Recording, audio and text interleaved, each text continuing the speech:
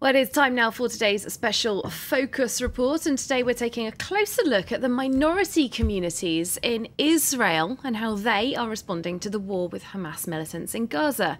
Tens of thousands of Israeli reservists have been called up to join Operation Protective Edge.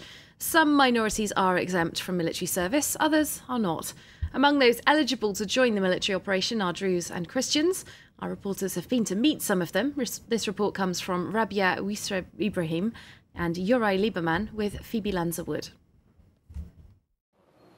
Laughing and chatting away, this close group of friends has gathered in Haifa in the north of Israel. But this is no ordinary meet-up. One of these friends could be going to jail in just a few hours' time.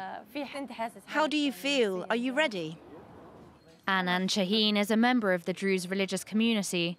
Like all Druze of Israel, Shaheen was called up for military service, but for him, engaging with the IDF was out of the question.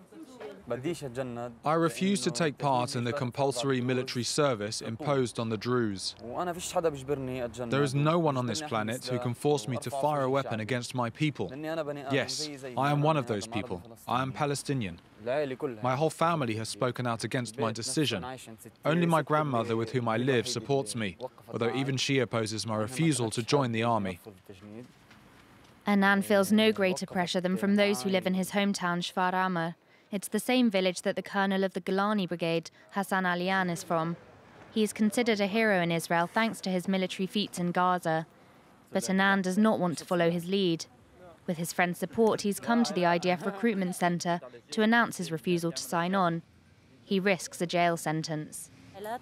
Stop stressing, don't worry. Nothing bad will happen to you. We're all here for you. Back in March, the Friends created a movement called Orfod Shabak Yehmik, which translates as "Refuse, your people will protect you." Their objective is to oppose the military recruitment of Arab Israelis. The Israeli system has succeeded in interfering in Palestinian society. It has attracted Druze, Christians, Bedouins and Muslims in the ranks of the army of occupation. We leave Anan. Thanks to the Refuse movement, the army decides to exempt him from military service. We head to Nazareth. Faraz Jabor is a 21-year-old man living here. He has just returned from his military service. Like all Christians in Israel, he was not obliged to serve, but he chose to sign on voluntarily.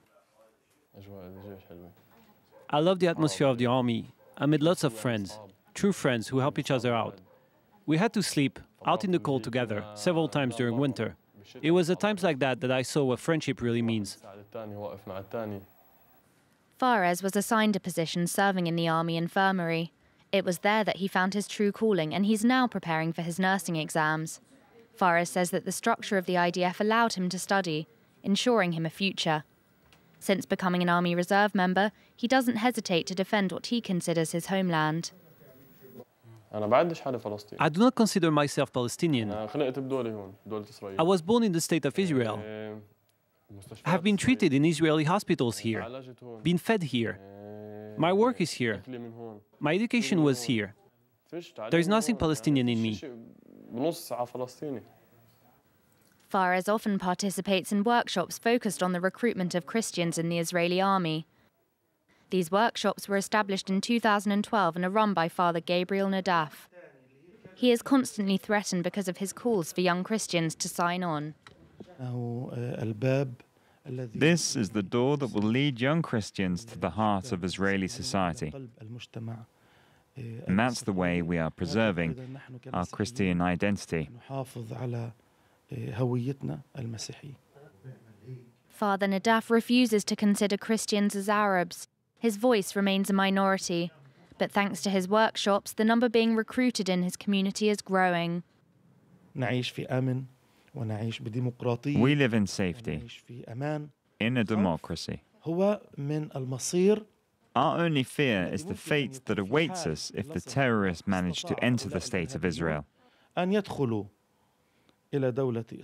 would massacre the Christians, like they did in the Arab countries.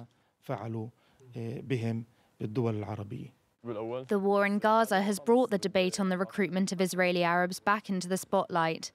Many young Israelis continue to be torn between multiple identities. identities which are in conflict.